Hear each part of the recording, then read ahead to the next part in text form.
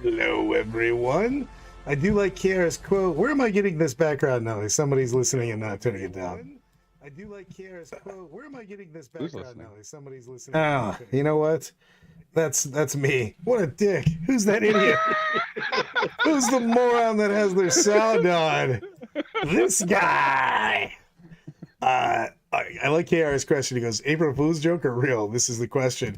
It was very close to being an April Fool's joke because I was not doing well earlier. I was like, this is going to be as shenanigans if I post this up and then don't show up. Welcome to Monday, April time. I have with me myself, Brad Chester, the healthiest and tallest man in 40K. To the right of me, left of me, 47 of me, stage left, I have Mr. Brian Horton, who we were just talking about is judging even more things and running even more stuff. Eventually, he's going to be the Blackwater of 40K. All tournaments will go through him. We have... Oh, God, no. We have the man that hasn't found a top list he didn't love to run until it was shit, and then he threw it to the dumpster. The hacker man himself, Mr. Stephen Crawley. And then... you know you're aggressive when you have nouns and verbs that include your name for going aggressive. And that's Mr. Tom Hockton. The best part about that was I didn't know if you were describing me or Tom when you gave that intro. No, because Tom's stubborn enough to make a couple things work, because what happens is Tom will only play front runners, and then someone will tell him, you won't do this. And he's like, I'm going to do that right now, twice as hard. That's absolutely true. I hate it when someone tells me I can't do something. Are we talking about how bad the Tau Codex is for this entire episode? No, we are not, because it's so good. Screw yourself. Lies! Lies! I mean, it's so bad that I'm not going to play it. Yeah, he's so lying. Tom's like, I'm going to play Tau. I'm going to play Tau twice as hard. Listen, okay? Codex Tiger Shark is absolutely terrible. It's bad. You shouldn't play it. You've been trying to give it to run Tiger Sharks for an edition and a half, I feel True like. story. Yeah, but now before I literally could not deploy them. Now I have stealth suits that I can deploy them within 3 inches of. My stealth suits have enabled my Tiger Shark addiction. Now I can run 2 Tiger Sharks. So many Tiger Sharks.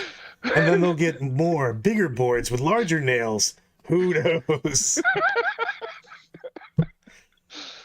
I'm excited for that Codex. I'm still excited for the meta, everyone. I mean, we've got another weekend with another champion of the, who was doing the best over another weekend. And I think with the new codices, you're going to see even more of that. So I'm juiced. Call me a shill, but shit's pretty good right now, man. At least as far as balance goes. We had one really big event this weekend with the Wet Coast GT, which was ran by Dan, who does phenomenal jobs out there in Western Canada. Won by Sisters, pretty amazing. Largest event on the weekend. Was it 160 some players? 65, I think it is. I'll look at it right now. Yep, 64. We had Sisters, Grey Knights, and I think we had KR sneaking in there. They go 6-0 with Custodes. Nice. We had you guys talk about. Oh, sorry. Go ahead. No, I was just gonna say that the top 10. I just love it right now. It goes Sisters, Grey Knights, Custodes, Space Wolves, Death Guard, Grey Knights, Necrons, Guard, Tau, and GSC in that top 10. That is a crazy top 10, man. It shows you where the meta's at right now. First, and it's really balanced. I mean, which is nice. It's nice to have a time where you can show up with pretty much any army list and at least feel like you have contention when you get at the table. Although there are some rock, paper, scissors matchups, there's a lot of balance in the game. Definitely the 8 Land Raider meta, for sure. There's no Spock. That's all that matters. That's the There's only way also I play no it. so we're all good. No, So- Dice with Rice took a. I don't know if you guys talked about it with Sisters to a GT. I played with it against him, and he like absolutely wrecked. I'm like, I don't know why more people don't play Sisters. It's such a good skew. It's such a good army on that. One of the things with Sisters is you have plays against everything. I like the fact that you have plays. It's one of my favorite armies out there because you have plays versus everything, but it doesn't feel like it just runs over anything.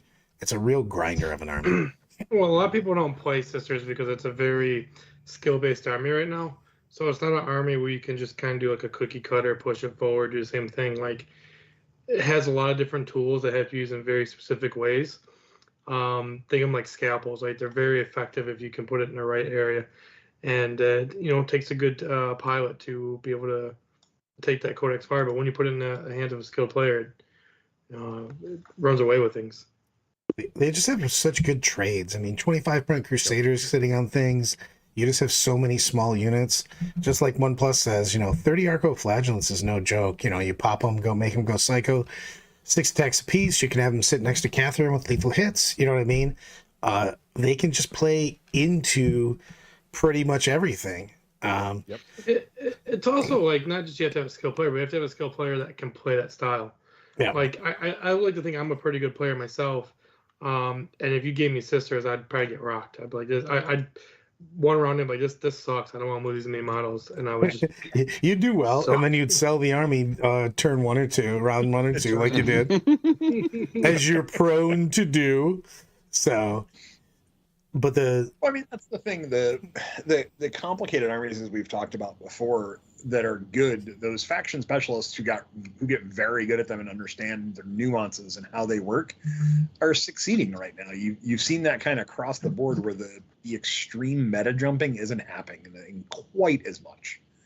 you're getting people playing more weeks, more months with their lists right now. So they're really refining it because you see a lot of people, jump to whatever the new thing is. You're getting a lot of people that have played way more weeks and games than they usually get with a lot of these. So they're getting just so much better. Even if you're talking about top tables, people that will jump factions have been just staying with certain things because of the fact that the meta is so balanced. There was no need to go to something new. The good part too is that you run into a circumstance where if the armies are so close together, you as a faction specialist will be able to outplay somebody on the new hotness. And that's a very unique place for us to be in for the last 2 editions. Here's my question for you guys. With Tyranids being this OP and winning an event, Horton, what have you been doing the whole time? I mean, clearly not doing well with the answer to that question. No, I look, every once in a while you get matchups that are very, very difficult for when you are playing a skew list, like I was playing in Canada where I was playing Unending Swarms. When you run into something that's running, and I'm going to use the Grey Knight Dread Host, the Dread Knight army as the thing, where it's like, ooh, that's a metric crap ton of flamers with good mobility. That's going to be tough to play around. It happens. I am not convinced that in singles format that Unending is the best anymore. Just as the meta's kind of evolved and changed up a little bit, I think Invasion Fleet might be a hair better. But I had to put it, I got to put models to the test and try it out a lot more. So I'm going to throw this out to you because we can get really into this. Because first off, we had 2 players for GSC rocking it out with an 82% win rate. Then we had the Grey Knights with 100 games played with 63% win rate over the weekend. Templars just putting in the work like they always do. Getting, somebody just put on a saw or something. We had a 57% win rate with Templars. Black Templars have just been the Cal Ripken Jr. of every in this particular since the update. Since the last 2 updates, to be honest with you, they've just been crushing it out. Custodes rocked it out with 56%. Space was sneaking it in because they don't know whether they're going to be good or bad because they had 55% this week. I think they had like 30% last week. Who knows what you're getting there? But the big one here that I do want to talk about, Necron slipped down to 49% over the weekend. 1 no events. and Hypercrypt had a 43% win rate. Are we looking at people just figuring out how to play it? We talked a little bit about this, but that was still with them winning over 50%. Is this a bump in the road, or is this signaling things to come? Hopefully it's things to come. I think it's people have figured out how to play them. Yeah, I think with them removing the Immortal Bomb from Canoptic, now you have to choose to either play Cryptic, which requires your opponent to let you play the game, so an experienced opponent will screen you out and not let you do the things, and that's where your damage is. Or if you play the standard Canoptic list, your fright ranges are incredibly easy to predict, and if they know what they're doing to scalpel out your characters, you can just make neuter race. So that list is like a very good teams list, but it becomes less good in singles as time goes on. Combine that with the fact that we've been seeing people figure out more codexes. Yeah. So, like, at the time when Necrons were, like, really blowing up the world, there's a handful of armies that were being, like, mimicked quite a bit. You had a few people trying to be trailblazers here and there, but you're starting to see a lot more of that. And, you know, like, for example, when the Necrons got there, we were talking about Necrons for a while, and then boom, your guys' Stormraven list popped up out of nowhere, and other things like that, right? So Stormraven list. So the thing is I think it's just you've seen a lot more people figure out codexes, and it took us a little bit longer than normal, but I think we're about to start seeing the meta being really healthy. I agree, man. Trailblaze, all metas. You know, let's talk about something that's been out there. Blood Angels has been really starting to hone its mojo. It's been winning at over 50% for multiple weeks now. We've seen a couple different variations of it too. And I think it's a really fun list. The lists you're seeing are running a lot of Death Company. They feel very Blood Angel-esque. A lot of the other armies just feel like, you know, mechanized versions of stuff. The Blood Angels lists have felt very Blood Angels. And I know this sounds goofy, but you also have the Crusader spam from Black Templars, which is very Black Temporary. True story. They don't go a lot of mech. So they have both those armies that's doing really well, like Footslog, I guess you could call it. But both those armies are very match dependent. There's a couple really bad counters to them, and if you run into them in like a tournament, it's going to ruin your weekend. And on the wall, I think it comes down to knowing what your army does and what tricks your opponent armies have a lot more now than it ever has before. Where it's like, you know, most armies have 1 to 2 tricks. As long as you know what those tricks are and know not to fall prey to them, you're usually in pretty good shape. But if you know what your army does particularly well, you can use your tactics to your advantage and, you know, I don't want to say catch people off guard, but, you know, take some different moves, use some different maneuvers because you know what 2 tricks your opponent has. And you can work your way around those. Well, one of the most interesting things that I think is almost slightly problematic of the current edition is the fact that terrain plays such a large role, and the different 4 layouts can create a scenario. Like, if you could guarantee getting layout 2-3 every single game for a tournament, you can create a list that can be successful that plays in multiple phases of the game, right? But if you go into that tournament without that knowledge and you get stuck on 1-4 every time, you will just get wrecked, right? So since over an 8-round event, I agree to a degree with 1+ saves. There's a lot of luck that comes into, do you get the right opponents at the right time? Yeah, but it's all you have to have some luck, though. I mean, you see a lot of the best. I'm saying, come on now. Every major that anybody wins, yes, they played really well. They did stuff, but you have to have a little bit of, God damn it. I don't disagree with a little bit of Looks luck, like right? Java's Tognus gave a $1.99 super chat. The obligatory go blue, hail to the victor's post. Oh, cool. Probability coming in at the same time. Let me double it up. Go blue, go blue. God damn it. Yo, by the way, whoever did that compilation on the channel I saw the other day. Oh, yes. It's fantastic.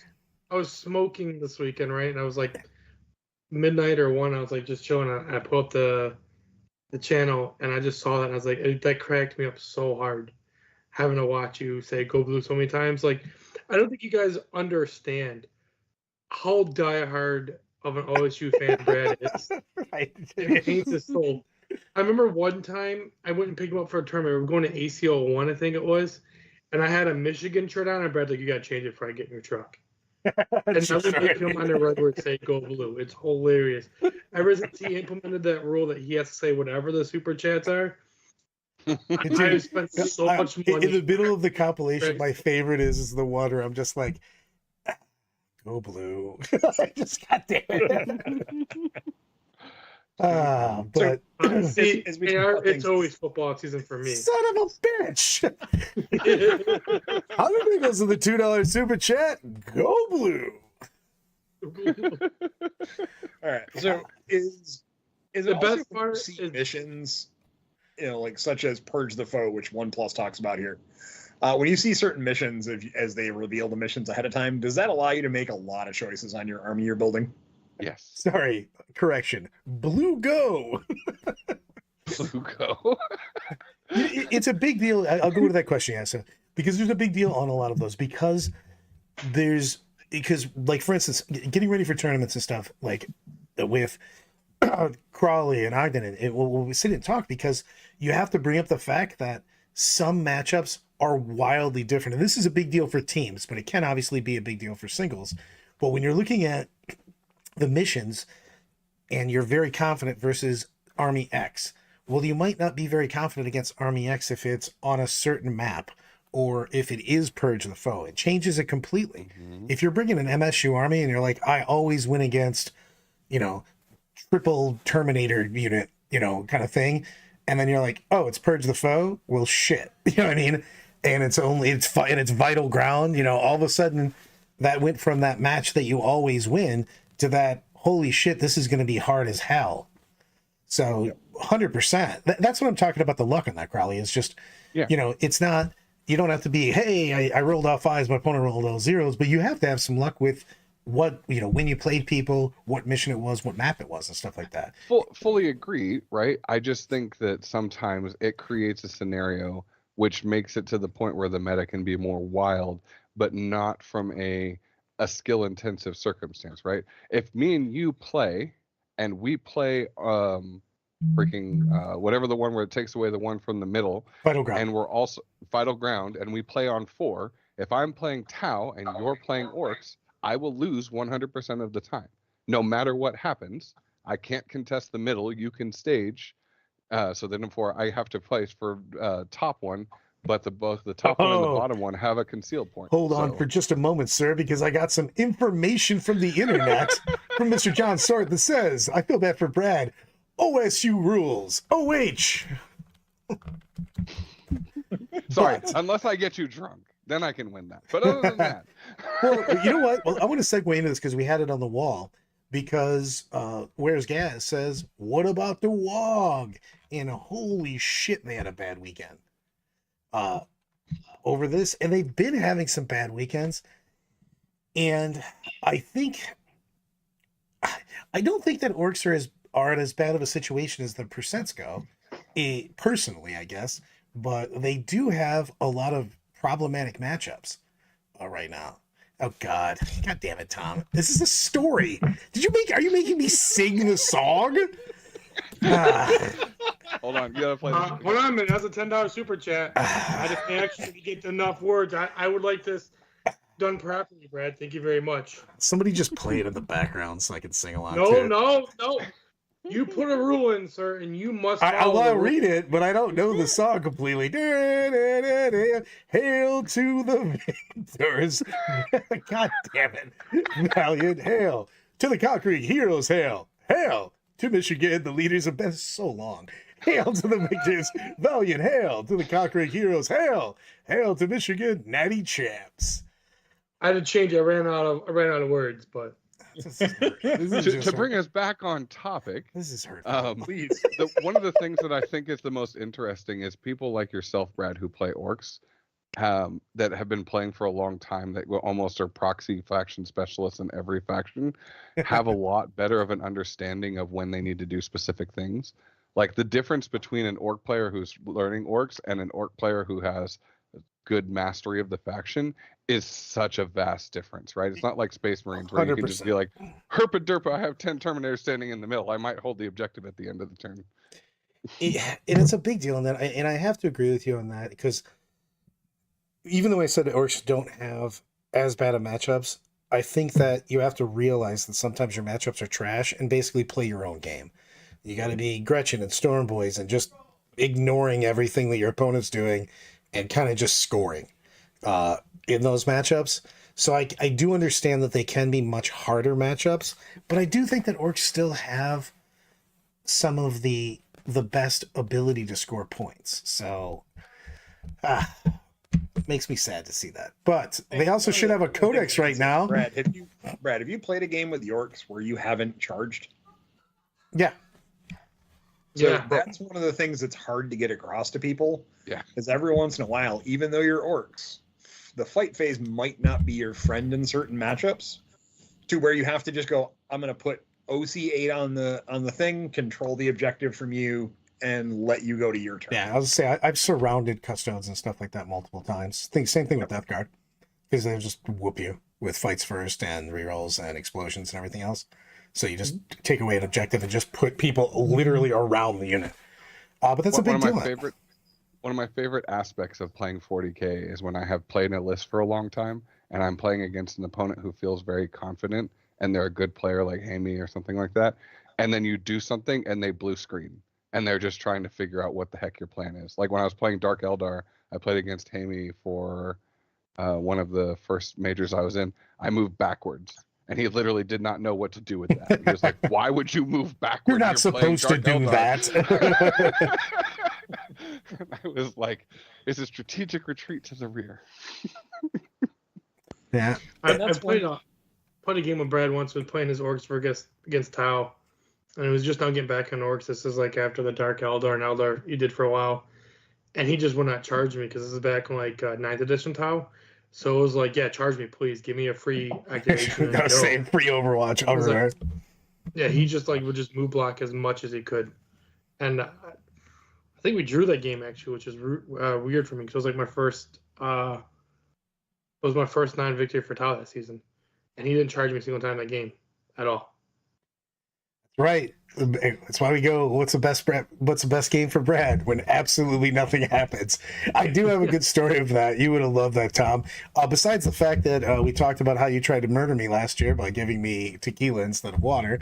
That was a story that was told. But also, I played in the team tournament at Adepticon last week, and one of the games I had to play with PJs, and we did absolutely nothing because it was freaking Hammer and Anvil and Sights of Power, and he's like, well, we're gonna charge this, we're gonna do this. I'm like, yeah, we're just gonna hide behind this wall.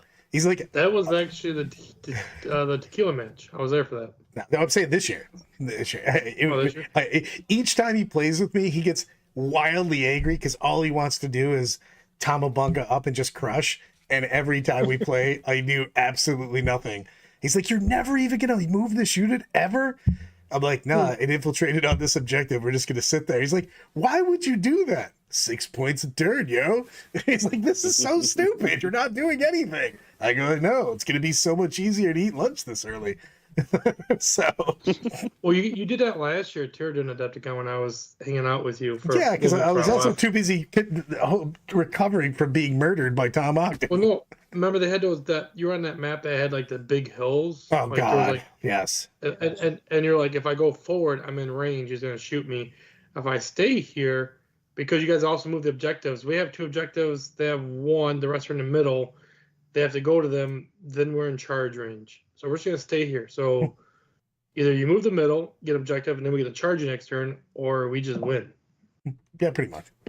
And it's a big deal. You know, I will say, I'm going to go to KR on this because I do think that there should be a little balance. KR says, I hope any new mission pack has way more kill primaries.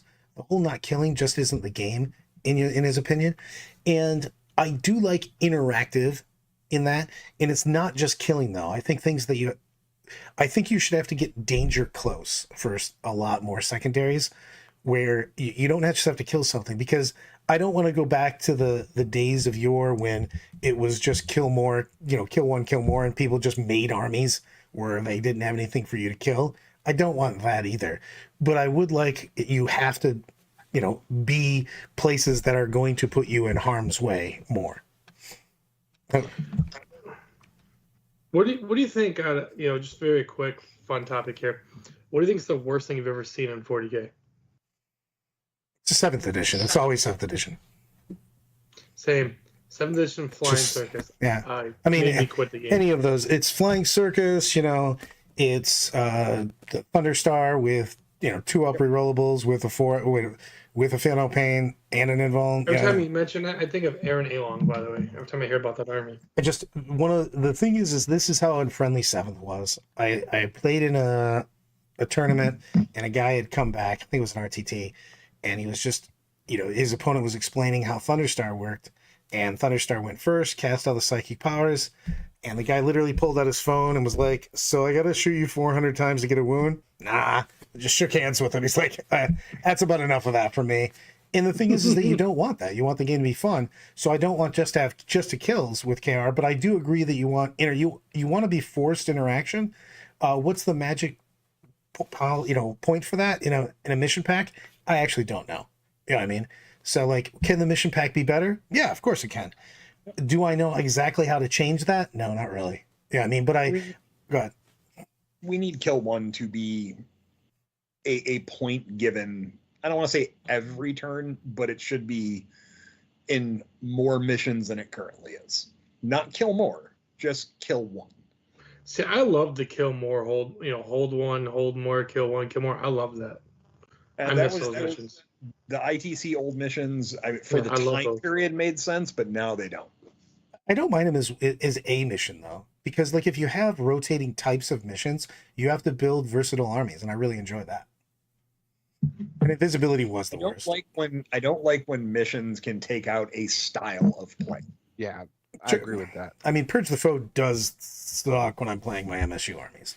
So, Right, but it's the only time that it currently does suck. It's very difficult for a lot of elite killy armies right now to function. true, but The that's what majority I'm of saying. I think that you should have more missions that do Purge the Foe-esque things. Maybe make you Yeah. kill a little bit more. But you don't need them for everything. You know what I mean? If you're playing a 5-game tournament, like kind of the standard for a 2-day event, have 2 of one kind and 3 regular. You know what I mean? 2 Purge the Foe-esque and then 3 regular, or do it the other way. You know what I mean? Either way, but just have it so it's not all of one thing. It's the same reason we used to have these hyper skewed lists for certain tournaments, because like Nova, for instance, you know exactly what terrain you were getting, and you know what type of missions they were giving. You know what I mean? Because you had that. You could just choose either late game or end game or progressive. So people would just design specific missions or specific armies for the mission. And I would rather have more. You have to make a very take on everything kind of army. That's just what I like. You know what I mean? That's just my opinion. What I like to do. So those are the kind of things that I like when I'm looking at a tournament. I like to have that. I need an army that has to move, has to kill, has to be able to play the safe game, has to be able to play the move block game, and I really enjoy that. Do you think I now think they that need to change up lethality- some of the secondary. I think a lot of the secondary cards are very good. I think they just need to edit a few of them. Like capture enemy outpost should be a shuffle back in on your first turn. Oh, 1,000%. Also, you can't do stuff. I hate when you go big game hunter. Sorry, bring it down now. Bring it down. When you bring it down and they don't have a bring it down, that should just be an auto discard. You shouldn't be punished that your opponent just doesn't have something. It used to be you auto scored it, if you remember back in the day. Yep, Yeah. back in the day. So Yeah, but that's too extreme either. It takes it from one extreme to the other. I think just discard it. I I think it's agree the with best you. way of doing it. And I agree with Hunter on the wall here, because he says Hunter goes sometimes something that rewards killing the Warlord. I feel like Warlord does nothing now, and I do like it's one of the things I like in Adepticon is you get points for killing the Warlord, First Blood, Linebreaker. It's kind of old I school, but hated like First Blood though. First Blood was I hated that rule back in the day in 7th and 6th because it just rewarded first turn even more. yeah. And then in addition, where going first was already like really bad. Well, you remember they did a variation of that, which I really liked, which is both players can achieve First Blood by it's just First Blood was just if you killed something in turn 1, not the first person. Yeah, just- that one's not so bad. Yeah. So I mean, it does encourage interaction. One of the things KR was talking about is just he wants to have people, coming together, making people do stuff. And I get that. It doesn't mean you have to kill stuff, but like me wrapping a unit in the middle of the board is still me putting shit danger close. You know what I mean? So that's the thing. Do you remember how many games we played in those editions where like first blood determined the winner though? Oh, I Like, know. it was like everything's like pretty much even. It's like, oh well, he got first blood, so he won. Well, because we did a lot of nothing. That's because you did that. That was a lot of Thunder or Death Star stupid lists where no one could kill each other. So like whoever got points, right away just won the game. Do you think that at this point in the game, one of the reasons that we have a struggle for elite lists is because lethality is so high, even on like trash-like lists, to the point where you can't really stand out in the open with anything, so it creates situations where MSU is rewarded harder?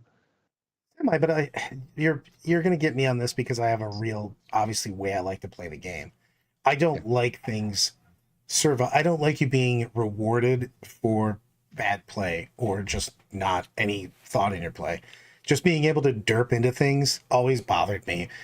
At times when we had things that were super hard to kill, I always hated that people were just pushed in the open in the middle. Having something durable isn't the same as being able to just willy-nilly. Did Tom just get kidnapped and choked out? Basically.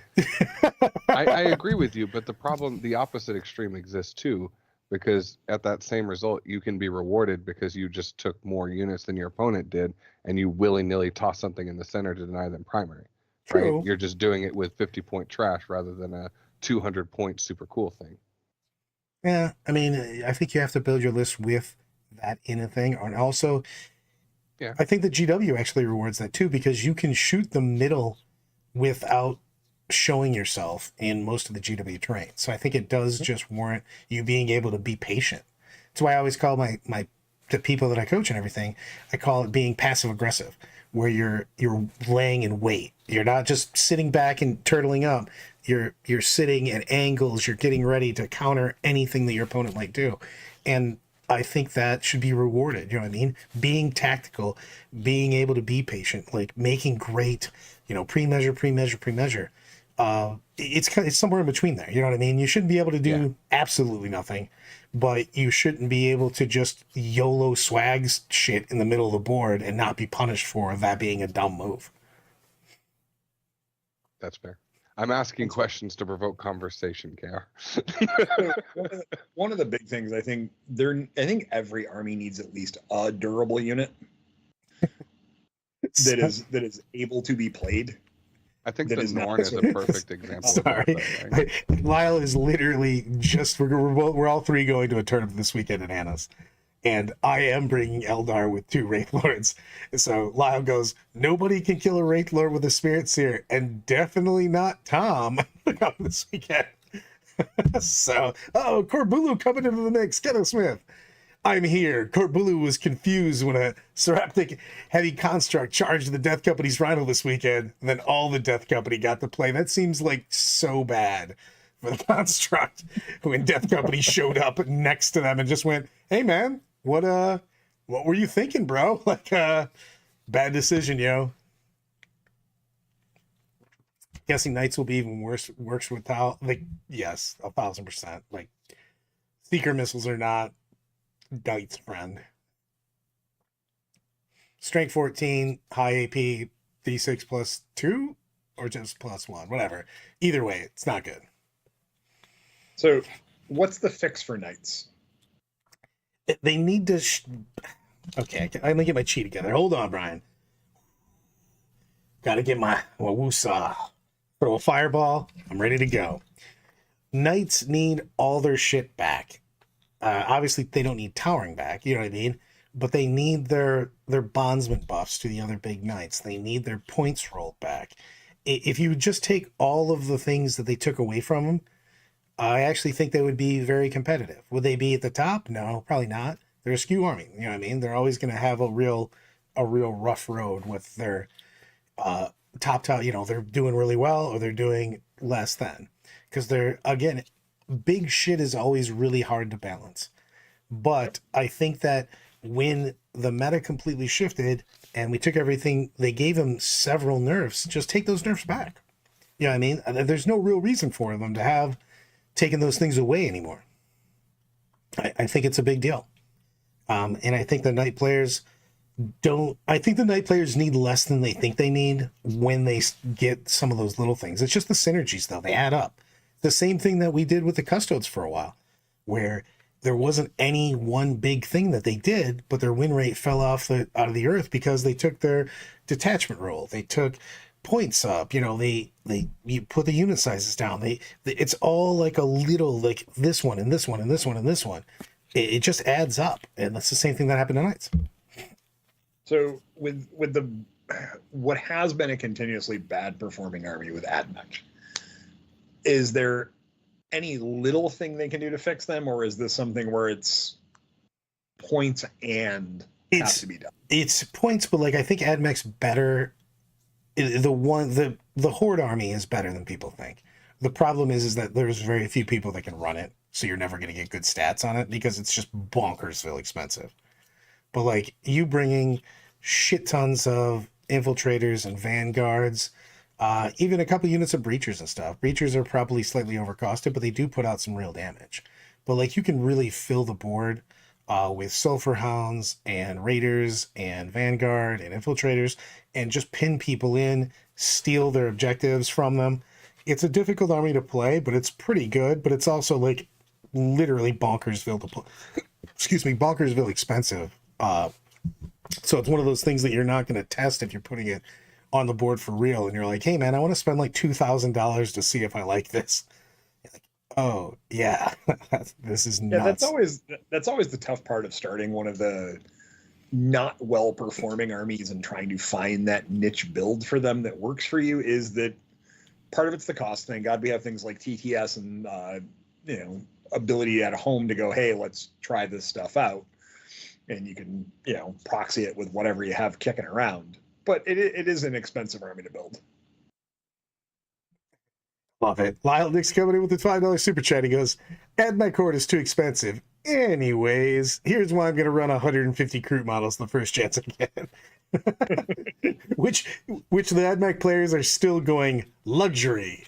So, yeah. 100% on Mike with TTS and proxy. Yeah, I agree on that, but a lot of people don't like that. You know what I mean? KR talks about that all the time. He really only likes to put painted stuff out. So there's a lot of people that want the actual models on that, and playing an AdMech Horde and then just going, oh, I don't like this, is a pretty big investment for something like that. It's a big deal on that. All right. Alan, as you say, talking about Adepticon 2025 for teams, I'm already starting to try and put a team together because I will be at Adepticon next year. See, Pajamas comes in. He must have heard the fact that I was talking about him and the fact that I said how much he loves my play style when we play together of doing nothing. Meta Monday, we have not seen a major rule change to a faction as trees at Codex. Will we this edition? Absolutely. I didn't want to do an absolutely because they've been doing pretty well at nickel and diming people on that.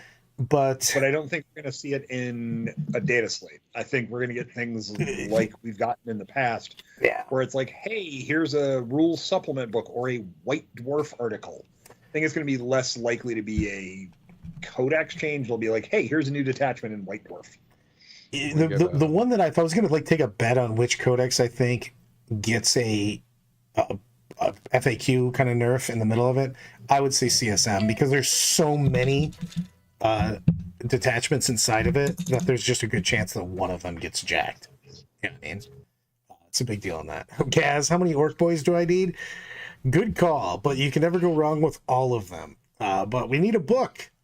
I'm still upset with Tom because I'm pretty sure his Tau intercepted and shot down the boats and the planes that were carrying the Orcs. So, Brad, to let you know, I heard that something happened in a harbor somewhere, and the Orc Codex was on there, so we're not going to see so it got shot. Something about a tiger shark.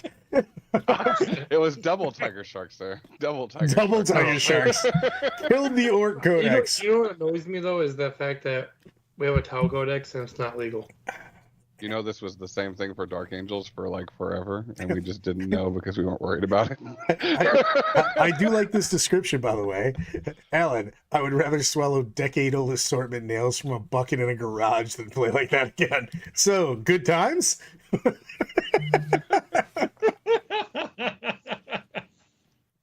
I don't know. Ooh. I kind of now want to see Alan and Tom on a team together. It has. Just to watch two. Those We guys have were been on teams not together. only were they Oh, they've been on teams multiple times No, on before. an Adepticon team. On Yeah. an Adepticon Oh, on a team. Adepticon team? No, because they would literally just take first turn whether nobody cares. It would just be like, we're going first. We were at a tournament and they were basically yelling at each other if either one of them didn't get a 20.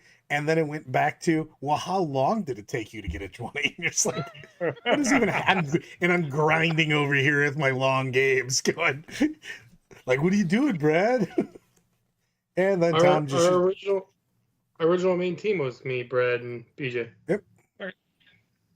Uh-oh, $5 super chat coming in. You guys know how much worse it is now that I don't have the codex I want than it was for those other people? So much worse. Yeah. I mean, what? I tell you my perspective. That's the only perspective I can get. It's the same reason why I judge people by how much I have to turn my neck to incline them to see them. So I really do wish that they didn't release the books the way that they do. They did the independent release at the same time. I know it's more profitable for them, or if they just made a rule that said, hey, these books are allowed in tournaments. well, that's the thing. I mean, I give Tom credit on this because when you get your new toys, you're excited. I mean, we're playing with our toy soldiers. Yeah. Obviously, we're going to be excited to run the new rules. And then when you're not, because, oh, you have to wait for the actual release of the codex, you're like, I got it right here. You're like, but it hasn't been released with the special stamp from the guy with the thing. You're like, but I really want to play my new stuff, you know? Well, especially in this edition, too, when the model rules aren't changing dramatically, right? Like, in last edition, it made sense because, like, Guard was a completely different army when their book came out, or Orcs were completely... 100%. But right now, it's like, cool, 3 rules changed on 3 models, and then I got a couple of new models, and then I got some detachments. Here's the detachment page. It's real easy to read it in a couple seconds. I think for me, it's a little bit weirder for me because, like, I mean, Brad, how many times do you call me and, like, want me to get back, like, super active, playing like I used to? And I'm here, I'm playing again. But, like, I finally get a codex that I'm, like, beyond excited. Like, I love Tau. It's my favorite faction besides Black Templars. And I just want to play it really bad because I love Gundams. You know, here we are, like Gundam talks again, by the way, guys. But now I can't play it. I mean, Hunter does have the best chat of the evening. I mean, if only they could do a digital book. Like, oh gosh, what? They used to do them, and then they got pirated out the wazoo. They're always going to get pirated. It's just that's the best way you can update it real time. They're releasing pictures of the codexes before they even get out to be bought. Like, it's because they no have matter to. what, you're getting pirated. They literally have to send them to translation and then print. Like Right, that's but where right most of now- the stuff comes from. Right now, it's not like socially acceptable like it was previously to have a PDF version of the book on your phone. You're expected to actually have the authentic book. Like during 8th edition, it was very common for the store to pass around, not with the store people knowing, of course, but like a repository of every single 8th edition book and every single 8th edition supplement. And they would use printouts of those when they would go to tournaments. That's changed. I'm going to read the super chat out, and then I'm going to tell Lyle that we're leaving him on the side of the road. Because $2 super chat, the thing is, Sailor Moon is the best Gundam. Also, bad. No, bad. You know what? I'm putting that up on the thing. Hold. I have that meme Fake right news. now. I don't want to get all off the trail here. Because you're going to be Gundam like I am with everything shiny. No, I agree with that, KR. I think that is the most missed opportunity, and I have no idea why they don't do it. Like, yeah, I don't see it either. $10 for code access is like the most brain dead, easy money printing thing they you don't could even make possibly it do. Oh, that's They driving charge crazy. the same cost as the codex, and I'd still pay it. $9.99 a month, and give us Just the give rules. me a subscription for the app and I Right. will pay it and I will forget that I've paid it and I will continue to pay it after I die. Just let it be. Like, recurring revenue is good. Just No, I put don't the know code why out. they don't do that. It makes no sense. Like, it's literally the best solution for every single person involved. You know what the best solution to Lyle saying Sailor Moon is the best Gundam is Kenneth Smith saying Brother Corpulu is the best Blood Angel. $1.99 super chat. Just going places. But yeah, I hate the fact that they're doing the code after you buy the book that you got to put in and follow the trail of breadcrumbs to get it activated. Just fuck, man. Just I'll pay my subscription, update my rules on the app. Jesus. Just yeah. That's how I feel. So what is the right dollar amount for that? So you got to assume, right, where they're coming out with, we'll just say 6 codexes a year. We'll say one every. You know other what? month. We're gonna make. Hold on. We're doing it. We're just making it a poll. Yeah. Dollar amount per month. I think for honestly, you do $9.99 a month or 50. Or no? Are you talking about it giving you full access to everything? Full in the access. Giving you full access to You have to full do access 15, to 'cause all they're the doing 10 rules, right every now. book that comes out. Yeah, they're doing 10 now, so you'd have to make it 15. I'm gonna go 10, 15. Do you want to just put 5 and 20? It's $60 a year, right? That's what you pay per year for Warhammer Plus. Well, that's 5. Yeah. I thought it was 10 a month, right? Screw it. No, it's I'm like gonna put it in. Oh, I have that plus Warhammer Plus and all that crap. Too. Yeah. Yeah, I have that too. It's like $60 a year. If you pay by the year, it's $60 a year. I'm just putting it. I just put it in a poll for us because I actually think it's 15. You know what I mean? But I would. But if they just said 20. it's $20 a month, I would still just pay that. I would pay it. Yeah, I think 15's probably the good rate, but I would just pay 20. I want the app. The app is so good when you're at a table. Yeah. Excuse me. You get to look at the list. You look at the rules. You know what I mean? You don't have to call anybody. You don't have to dig through your books. I love As a judge, I would be extremely happy if they had this service. Yeah, well, remember now that they put the thing too. What is it called when you push the skull and it puts every one of your units and your strats now, or your specific army? The stronghold mode or whatever it's called, where it shows you everything. Yeah, that's amazing. It made me think of it for judging. 100%. You get to see everything. Yeah. Brian, how many judge calls? What's percentage of judge calls would you say would be resolved if both people had easy access to the rules and both the opponent and the player could read it almost instantly? God, between 60 and 70%. Here's my rules. Thank God they have it's called the command bunker function in the app now.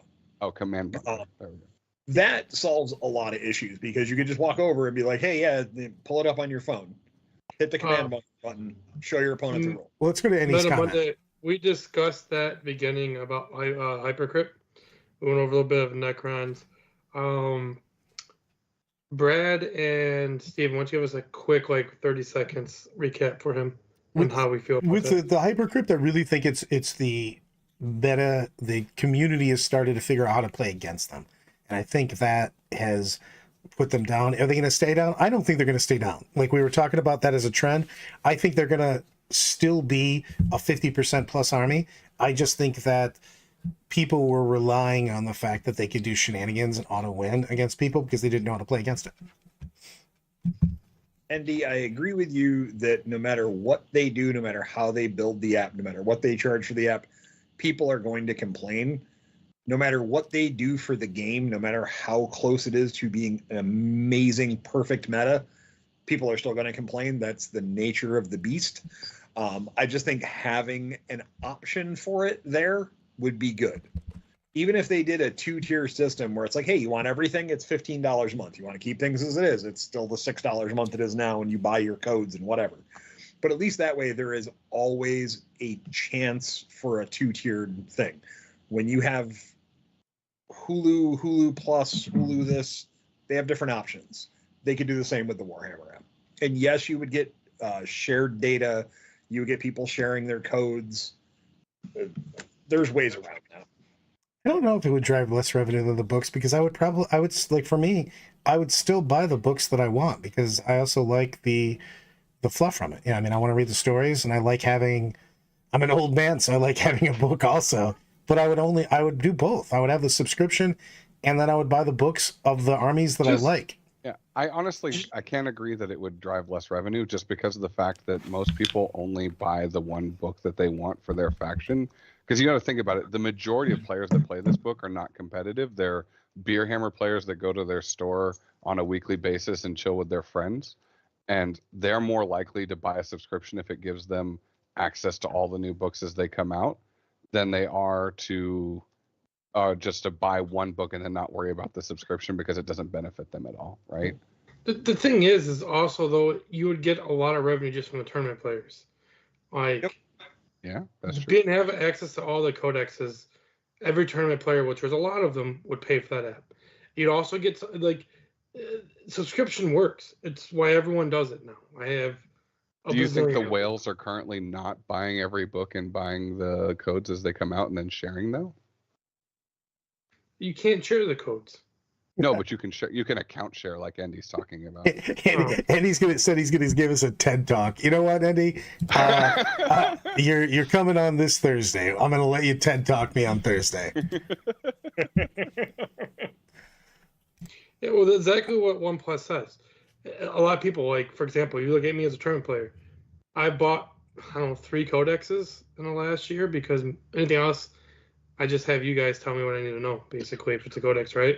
Yeah. If they made a subscription, you bet your ass I'd have it, and I'll just look it up in the middle of a game. But there's been times when I've literally messaged a store like, "Yo, I'm in the middle of a game, and I don't really trust this guy the way he's saying his rules because it doesn't seem right." So I'll message one of my guys at the store like, "Yo, here's my PayPal. Just sell me the book, give me the code." And I've literally installed it in the middle of matches. Like having subscription. that is the most Tom thing I've heard in so long. listen, this dude is probably cheating me, but I don't want to call him. I need the book. Give me the 411. Next hour. Did I do it to you, Brian, or was that someone else? Where I was like, yeah, I need this code like the next hour. Yeah, you messaged me and I had it to you in a few minutes. Yeah. Yeah. Just take my PayPal. I don't care. Just give me the damn code. Ooh. And what do you want to do with the book? I don't care what you do with the book. I just want the code. You know, we're going to end on this. We're going to talk about this, then we're going to promote our stuff. So, last topic. Meta 1.8 brings it for us. If TAO became legal in tournaments tomorrow, would they fundamentally change the current meta? 100%. I also agree. 100%. I agree. This is why I agree, because I think that all 4 detachments are tournament worthy, and I think you're going to see a lot of different TAO in the meta, and that's why I think it's going to be. It's not like just one powerful TAO list. I think you're going to see multitudes of TAO lists that are actually really good into this meta because the meta is so versatile right now. I think you can win with different stuff.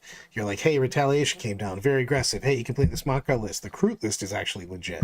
The Kaya's still good. I think it's gonna affect the meta pretty hard, in a positive way. I think it's gonna be kind of like most people remember this when TAO came out in 9th. There was like the Custodes, Boogeyman. There was the Tyranids. There was Harlequins just tearing up. Those 3 armies were just wrecking the tournament scene back to back to back, basically. And TAO came out and just equalized everything. And then eventually, when they also got nerfed, they were too strong. But for a while, they weren't too strong. They were like the equalizer. I think there's a lot of things in the current meta that is slightly stronger need to be, and I think TAO will equalize it. And TAO still have bad matchups. So I think, and because just like Brad said, there's all the detachments are viable.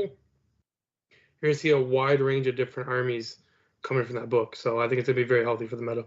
I am very happy to eat crow, but I do not think that it is going to be a defining book. I think it'll do about as well as it is currently, and I think that it's underperforming where it should be currently, and I think our good friend Still Frosty has proven that to a degree. But again, the weapon damage profiles are still the same that they were. They've lost access to the Crisis Bomb with Cyclic, which we agree was probably not the best thing anyway. But I just don't see that book super overperforming where it currently is. It's going to have a spike because it's new, and I think it's a lot of fun, and TAO is probably one of the most popular factions in the game. But I do not think that we're looking at anything that's going to rearrange the meta effectively because its weaknesses are still very prevalent, and it's one of those factions that suffers very, very bad on hitting the wrong layout on the wrong mission. I disagree on that fundamentally. I think the CIV bomb was very scary when it first came out, and then it was figured out, and it had a lot of weaknesses to it. So you see the TAO book doing well now, but still, even a list that Brandon, over at Still Frosty, it's his channel, it's fantastic modeler and convert. If no one's seen him yet, check him out, please. But that army he ran is really strong, but it still has bad matchups. Taking Crisis Suits back probably down to a 3-man, while it feels very unnatural to me because I love my Crisis Suit squads, the big squads, I feel like it gives it play. And give them everyone unique abilities. I just think there's a lot of them that I love. Like the fusions are actually very viable in my opinion right now. I love Farsight them. coming in, baby. Oh yeah. Farsight's I also love the plasma missile ones that people think are trash. I think those have a lot of play. There's a lot of great things. Crew's awesome finally in my opinion. There's gonna be a lot of things with the book. I think it's gonna be really strong. I really hope you. Sorry. You know what else is awesome? If you guys like and subscribe to this video, it really helps us with the analytics and helps us keep doing what we're doing and making it happen, Captain. But real quick I before we hope you start, show me the way. well, before we get off here, the finish. I think you're just gonna see a healthy book. I don't think it's gonna be as strong as Eldar when it was in its heyday. I don't think it's gonna be like as bad as Necrons at first. I think it's gonna be a lot more balanced but strong, and just give us a lot more utility, and it's just gonna change the meta.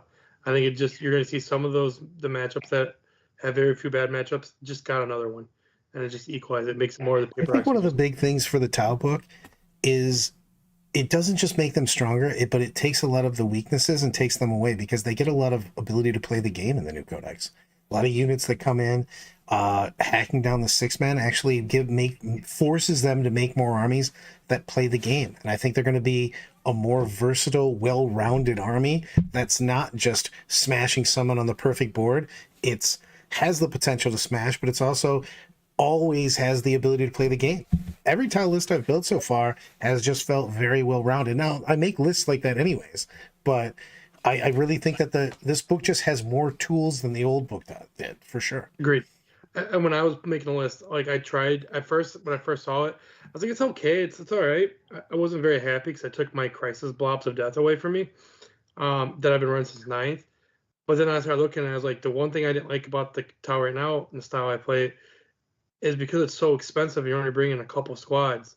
It's very hard to have that threat presence and still play the mission. And I think things are pointed appropriately. I'd like to see some of the crazy if there the points in the books down a tiny bit, but not much. I think they're still playable at their current price. But now you have a lot of options of, like Brad just said, playing the mission. I hope you're right. I really do. Gentlemen, let's promote some things. Brian, what's going on in the Great White North? The Great White North, we are talking about the Salt City GT. Go to the saltcitygT.com and sign up today for 40K. I'm working on the player packet right now, working on all the terrain layouts. Of course, I spent a plethora of money to upgrade terrain and get more GW style buildings into everything. So we'll be having a good time. Also, the other systems that will be there. So sign up today, thesaltcitygT.com. Amazing event. So looking super excited to this year's Salt City GT. 100%, brothers. 40K Lorecast. 40KLorecast.com. 40K Lorecast on Spotify, iTunes, literally everywhere. Just look up 40K Lorecast and you'll see this guy. Hackerman, are you in the country right now? Crawley, that was you. Oh, sorry, my bad. I thought you said Ackerman, not Hackerman. I am currently, yes, in the country, but I go to Poland next week, and I'm going to go see some Polish folks and see if I can Safe watch some travels. Polish 40K. Sorry, go. You got to start traveling with this again because Tom and I are going to be in Montague, Michigan this weekend. We are playing an Anna's tournament. It'll be the first GT in the newly expanded store.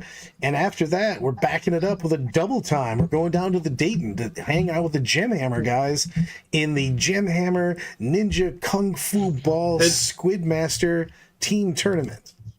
It's been a long time since I've done back-to-back weekends of 40K, Brad. 100%, brother. And you're driving for both. Anymore. Probability with the last minute. I have something I want to call it, actually. A shoutcast for you guys. I want to call out Brandon's channel Still Frosty. Dude just won Depticon with Tau when a lot of people weren't on that bandwagon, including myself. But more excitingly, he's done it always with the crew style. I think there's going to be some awesome crew armies coming out of the new Codex that we just talked about.